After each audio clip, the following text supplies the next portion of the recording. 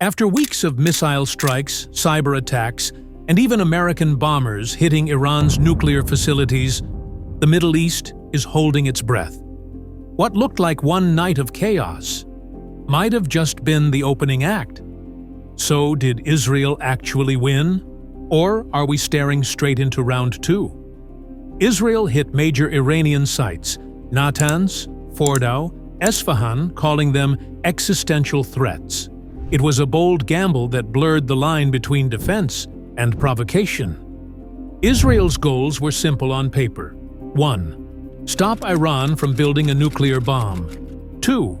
Weaken, maybe even collapse, Iran's regime. 3. Restore its fading deterrence across the region. Iran hit back hard. Missiles rained down on Israeli cities, including Tel Aviv. Iran's leaders vowed to make the Zionist regime feel the pain of its miscalculation. Russia condemned Israel, blamed the U.S., and offered to mediate. The U.S. first denied involvement, then sent B-2 bombers from Missouri to smash Iranian nuclear facilities directly. Quiet support became open warfare. Saudi Arabia called it a heinous violation. But Turkey hit hardest, calling it state terrorism, putting its forces on alert and warning of retaliation if war spread. So, did Israel succeed or just poke the hornet's nest? Iran's nuclear sites got wrecked, at least for now. Natanz and Fordow, Iran's key underground enrichment hubs, were hit with bunker-busting bombs. Esfahan, where uranium is processed, was bombed 3 times, buildings flattened, tunnels destroyed. Iraq's plutonium reactor, disabled, its heavy water factory, gone, mission accomplished, sort of, but not entirely. Some machines and materials survived, and Iran knows how to rebuild.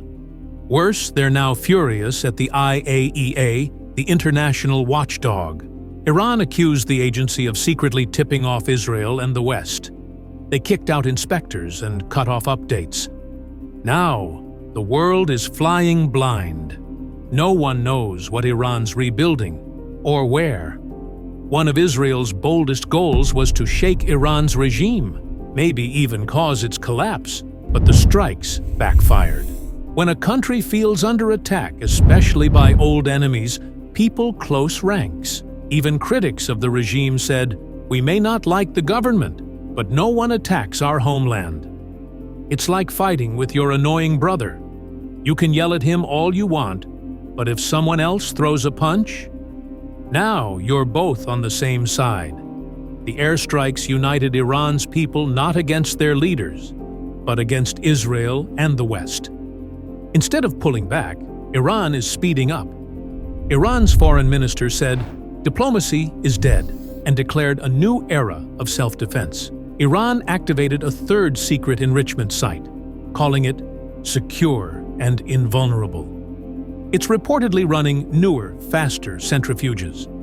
An IRGC commander said, if attacked again, Iran might have no choice but to build a bomb. Even Ayatollah Khamenei, who once issued a fatwa against nukes, now says stopping enrichment is 100% against Iran's interests. Western analysts agree. Israel's attack may actually push Iran to go nuclear, not stop it. Tehran might now see nukes as the only real deterrent. Iran also realized something else during the war. It got humiliated in the skies. Israeli jets flew circles around Iranian air defenses. Now, Tehran is on a shopping spree. Its foreign minister went to China to buy J-10C fighter jets, the same ones Pakistan used in its standoff with India. He also visited Russia, trying to secure cutting-edge air defense systems.